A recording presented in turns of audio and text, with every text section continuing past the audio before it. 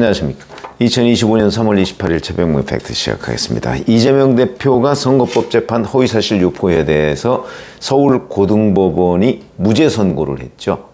자, 이제 그 판결문 논란, 저도 뭐 몇 번 말씀을 드렸습니다만은 정말 처음부터 그냥 이거는 무죄라고 정해놓고 주장을 펴나가지 않으면 도저히 할 수 없는 그런 상황이 판결문에 다 담겨 있다. 그 중에 대표적인 게 백현동, 이런 말씀을 드린 적이 있습니다. 자, 근데 이제 이런 문제보다 훨씬 더 중요한 게 윤석열 대통령의 탄핵 심판 선고거든요. 제가 조금 전에도 말씀을 드렸지만 야권에서는 뭐 총궐기해서 지금 헌재를 압박하고 있는데 문영배 헌재소장은 모른 척하고 있습니다. 그 이유를 분석해 드렸고요. 그러면 이제 이재명 대표의 선거법 2심 무죄가 과연 윤석열 대통령이 헌재 선고를 지금 방어하고 있는 입장 아닙니까? 피청구인이라는 형태로 방어하고 있는 입장인데 이 방어 전선이 과연 흔들릴 것이냐? 이거를 제가 한번 분석을 해드리려고 합니다. 거기에 대한 정보는 없습니다. 그러나 조금씩 뭐 예를 들어서 뭐 찌라시까지도 포함해서 조금씩 흘러나오는 얘기들은 있습니다. 물론 확인할 길은 없죠.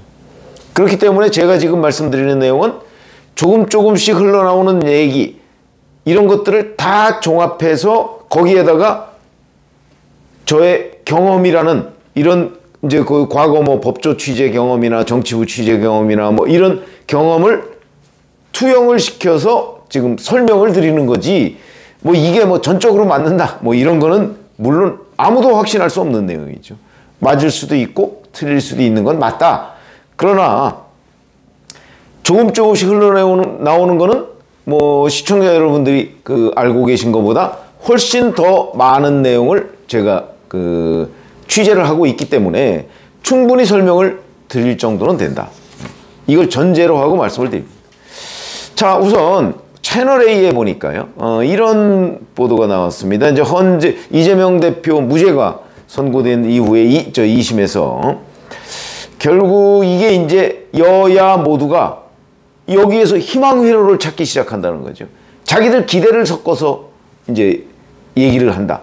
그게 뭐 저는 뭐 민주당은 이해가 됩니다.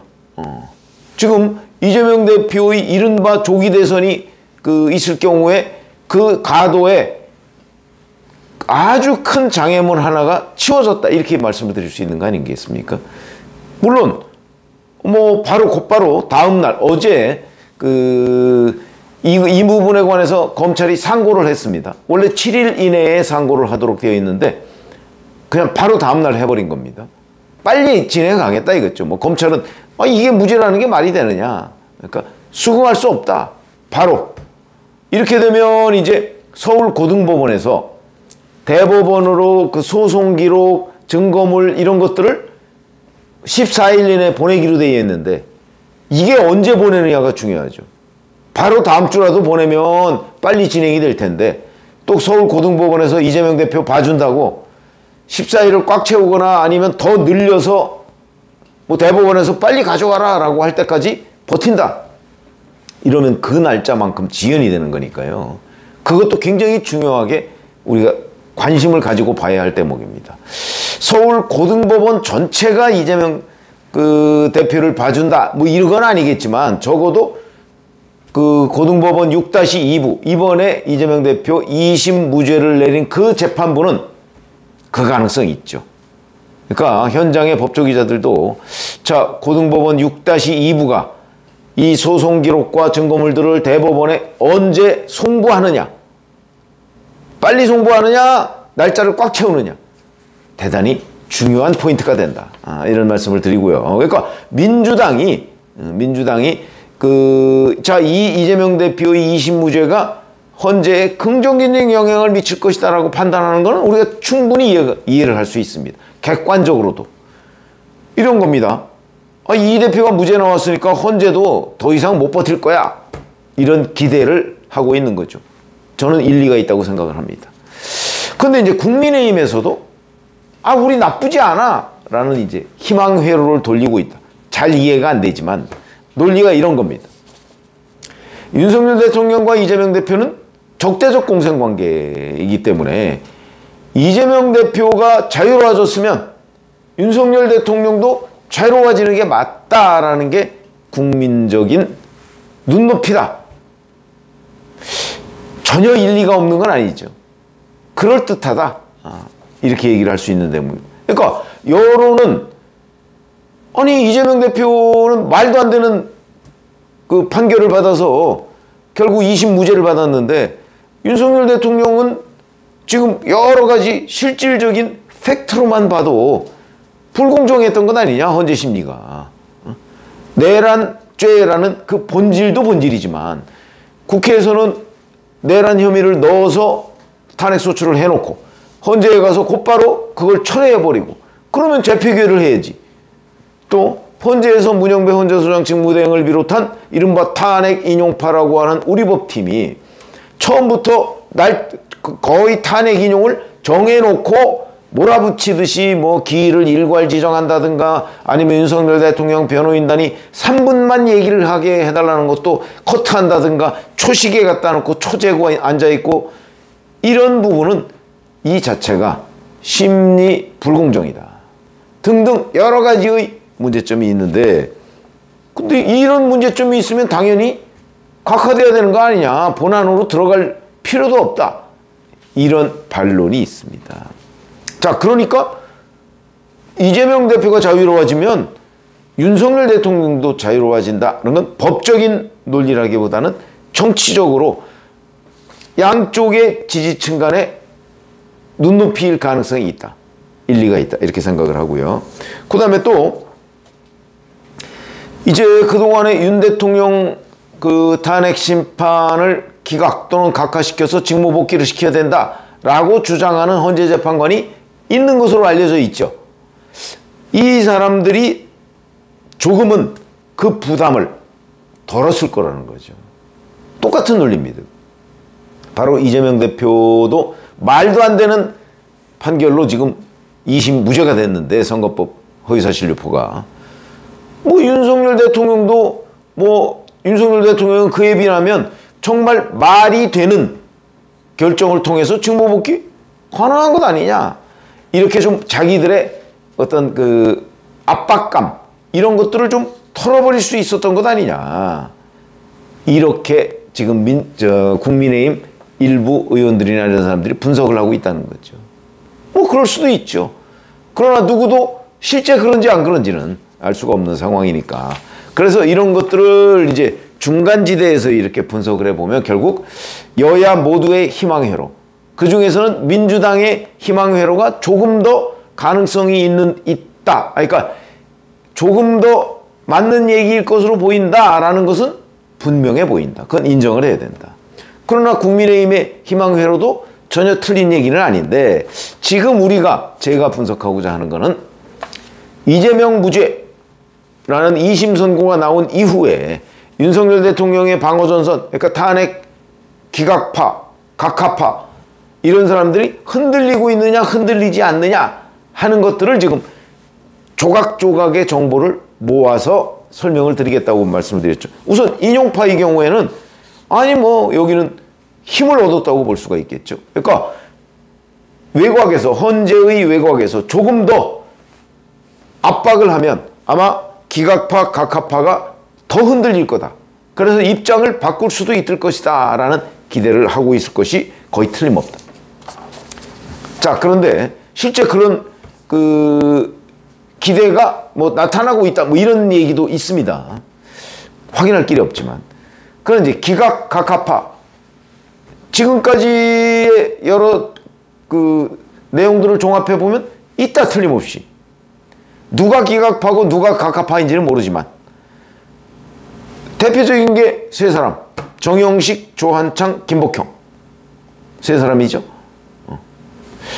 이 사람들은 한덕수 국무총리 탄핵 기각에서 각하 또는 기각을 주장했던 사람들 중에 셋입니다. 자, 아마 이 중에 일부가, 그러니까 한덕수 국무총리 탄핵에서 각하를 주장했던 사람이 정영식, 조한창이죠. 이 사람들은 여전히 각하를 주장할 가능성이 있다, 이런 얘기들이 지금 흘러나오고 있습니다. 절차상 위법. 근데 윤석열 대통령 탄핵 심판에서 절차상으로 위법하다 하는 얘기는요, 이재명 대표가 선거법 재판 2심에서 무죄를 선고받았느냐 아니냐 이런 거하고 전혀 관련 없는 얘기입니다. 흔들릴 이유가 없죠. 왜냐하면 이재명 대표의 선거법 선고와 윤석열 대통령의 탄핵 선고는 다른 거기 때문에 완전히 다른 거죠. 정치적으로는 영향을 주고받을 수 있다고 보지만 법률적으로는 완전히 다른 얘기고, 그 다음에 이 두 사람이 법률적으로 이 문제가 각하돼야 된다라고 주장하는 것은 순수한 법률적인 판단이다. 정치를 고려하지 않은 법률적인 판단이다. 절차상 문제가 있다. 재표결 있어야 되는 거다. 뭐 이런 식의 주장이기 때문에 각하파가 흔들릴 것 같지는 않고, 실제 각하파가 흔들린다는 조짐도 아직까지는, 앞으로 어떻게 될지 뭐 누가 알겠습니까만은 아직까지는 나오는 얘기가 없다. 오히려 여전하다는 얘기는 조금씩 흘러나오고 있다. 이런 얘기고요. 그럼 기각파가 있는지는 뭐 모르겠습니다만, 한덕수 국무총리 탄핵 심판에서 기각을 주장했던 사람은 바로 김복형 재판관입니다. 자, 그래서 기각파는 이게 실제 실행되지 않은 것 아니냐, 비상계엄이. 그 다음에 비상계엄에 대한 선포권 자체가 대통령에 있는 거는 틀림없다. 그러나 그로 인해서 약간의 오바를 했으면 그걸 직무유기 같은 걸로 다스리는 건 모르겠는데 내란죄로 처벌하는 거는 문제가 있다. 아마 이런 주장을 하고 있다는 걸로 지금 파악이 됩니다. 그렇기 때문에 실행되지 않았다는 것 때문에 파면할 정도로 중대하지 않다. 아마 직무유기죄 정도로는 가능할지 모르겠다. 뭐 이런 식의 논리를 펴고 있다는 얘기들이 지금 나오고 있습니다. 기각파가. 자, 그러면 이제 인용파는 아시다시피 문영배, 이미선, 그 다음에 정계선, 정정미, 뭐 이렇게 지금 이제 판단이 되고 있고요. 그 다음에 기각파, 각하파 어떻게 분류되는지 모르지만 정영식, 조한창, 김복형. 근데 이 세 사람이 이재명 대표 무죄, 2심 무죄 이후에 흔들리고 있다는 정황은 지금 외부에 드러나 있지 않다. 그 다음에 중도파 김영두 재판관. 여기는 뭐 입장을 명확히 밝히지 않고 있다는 얘기들이 많이 흘러나오고 있습니다. 근데 세 명이 확고하면 김영두 재판관이 뭐 어느 쪽 편을 들든 결과는 같은 거 아닌가요? 8명 중에 6명이 동의해야 되니까 결과는 같은 거다. 아마 그래서 김영두 재판관이 입장 표명을 안 하고 있을 수도 있다. 어느 쪽 손을 들든 대세에 영향을 못 미치는 거죠.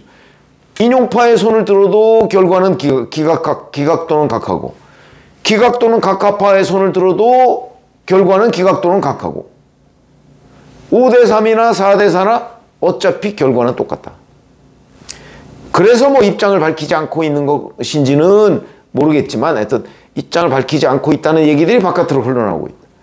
그러면 지금 이게 기각각하 쪽에 더 많이 힘이 실리고 있는 것 아니냐. 그러니까 이재명 대표 2심 무죄에도 기각각하파가 별로 흔들리지 않고 있는 것 아니냐.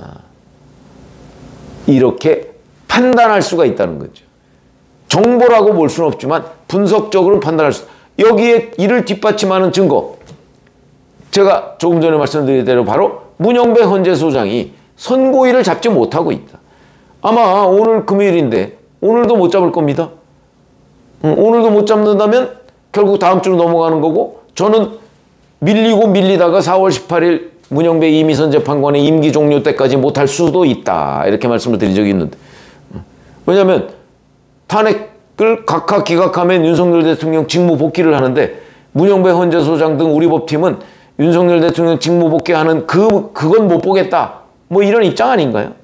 물론 여기에 대해서 기각 각하파가 헌재 내부에서 강하게 반발을 해서 만약 김영두 재판관이 이쪽으로 손을 들어줘서 그럼 4대4가 되는 거 아닙니까? 그러면 문영배 헌재소장이 못 버틸 거래 더 이상. 근데 지금 그 상황까지도 안 간 것 아니냐. 그러니까 현재는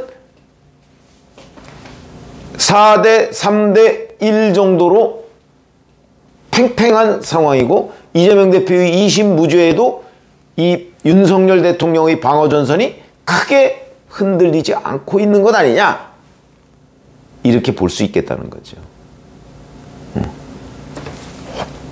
물론 확인이 안 되지만 분석적으로 그렇다는 겁니다. 그게 바로 문영배 헌재소장 대행이 윤석열 대통령 탄핵 선고 날짜를 잡지 못하는 이유하고도 딱 결부되는 얘기죠. 그래서 자, 이재명 대표 무죄, 2심 무죄, 이거 이후에 헌재 재판관들이 크게 흔들릴 것이다. 저는 뭐 크게 흔들릴 거라고는 제가 말씀드린 적이 없죠. 흔들리긴 할 텐데 과연 어디까지 흔들릴 것이냐가 포인트다 이렇게 말씀을 드렸는데 지금 현재까지, 그러니까 뭐 사실 뭐 26일부터 따지면 뭐 그날 오후하고 어제 하고 오늘 새벽하고 뭐 이러면 사실상 하루 1.5일 정도밖에 안 됐지만 그러나 아직 그런 크게 흔들린다 이런 정황은 없고 오히려 흔들리지 않는 이런 정황은 조금씩 나타나고 있다. 이렇게 말씀을 드릴 수가 있겠습니다. 고맙습니다.